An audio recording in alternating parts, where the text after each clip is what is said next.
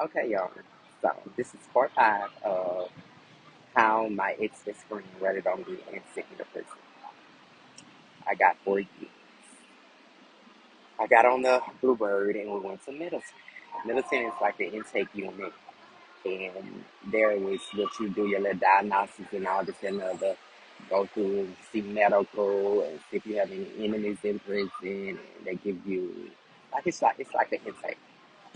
So we get there, whatever, and when you get off the bus and walk in, it's like a huge building with nothing but fences in it, like chicken fences.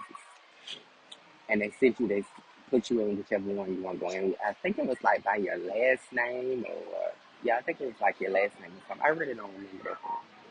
So you go in there, whatever, and so now you gotta get your hair cut. That was one of the worst situations that a lot of people, especially me, had to deal with, was getting my hair cut. You go in there and they tell you they don't cut it and try to make it seem like it's a nice haircut. No, they just shave it off your head. Like you get up and you bald, and they don't take their time with it because they got so many people to do or whatever. So I kind of get it. So you get your hair cut, and then you gotta get your um your whites because they wear all whites there, and then you get your boxes and all this that, and the other. Then you end up going to the back where you gotta see medical and tell them everything about your family, who your sister, your siblings, your mama, your dad. You know, if you got kids or your spouse or whatever, you tell them all that, right? Okay, so sooner or later they're gonna house you. You gotta go to your house again. Now Middleton was the hard part because you just not getting there, and it's like, okay, I don't know what's expected, whatever, and you trying to get in the routine of how they run it. So Middleton was pretty much at the hard part, and like you have to wait so long to get commissary because you got to get your commissary account activated. A lot of people can't talk to their family because you got to get a PIN for the phone. They got to set up a certain system in the TDCJ process and talk to your family. So you got to be writing and all this and that for the time being. Now,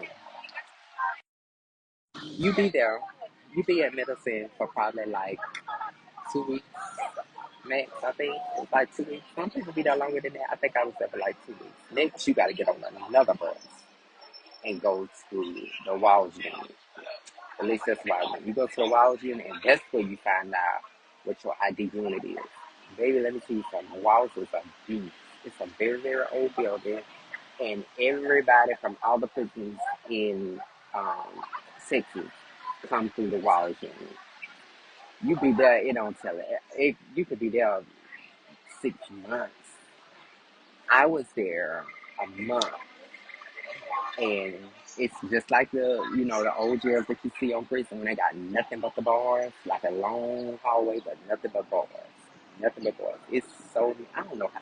It's a lot of people, and it's 2 rows. So you got 1 row and 2 rows, and it's nothing but bars, and it's 2 people to a cell, and then sometimes people have cells where it's just one. I was in there with 2 people. Now, let me be who I am, being trained or whatever. When you first get in the system like that, you have a whole bunch of guys or whatever be like, oh, I can't house with them, I can't house with them or whatever. Because a lot of times they care about what their homeboys saying, and they don't want a reputation like they're messing around this there and all that. Which okay, that's understandable. And then some be gang related. So I didn't have that issue when I went through Boston. It was just like whoever my cellie was pretty cool or whatever later. He was the older guy. And normally they'll put you with an older guy if you trans or well, I ain't gonna say normally if you gay or whatever. Some people try to look after you. So you go through their process or whatever, and you there for however long, then they give you your ID. Texas is humongous, and they got the most prisons in the world. So you get your ID unit, and then again, you leave around 1 something.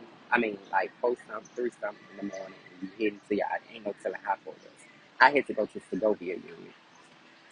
Never heard of it, didn't know where I was going or whatever. I just knew they said it was close to the state line.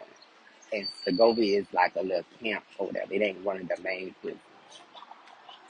So guess what? My time's still about to be pretty much hard. So on the way to Segovia, we had we had to stop, and I don't remember this prison, but it's right outside of Houston, and it is ran down. It's horrible. They need to shut that prison down. It is ran down. It is horrible. Like it's rats in there, infested with rats, roaches. Like it's not clean. Like it's horrible. It's an old prison. I can't think of the name of it, but it is horrible, and I hated to go through there because I had to go through there more than one time. Because guess what? Tennessee wanted me. They wanted me. So we go through there, and you stay there for one day, and then you gotta get up again and do the same process again. 3, 4 in the morning, you gotta get up. They tell you the night before, you leave. You gotta get up and you gotta go. You gotta go on another ride. Luckily, I just had that stop because we left so early and we would get to our next destination around 12 something. We pull up to Segovia Union. And baby, that's when the real time started. You get in Segovia Union and it's like, okay, it's open pies.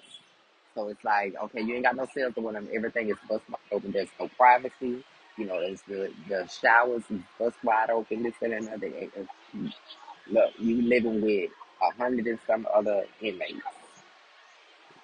and it's hot. They don't have AC, so they don't never get cold. That's what's hot year round.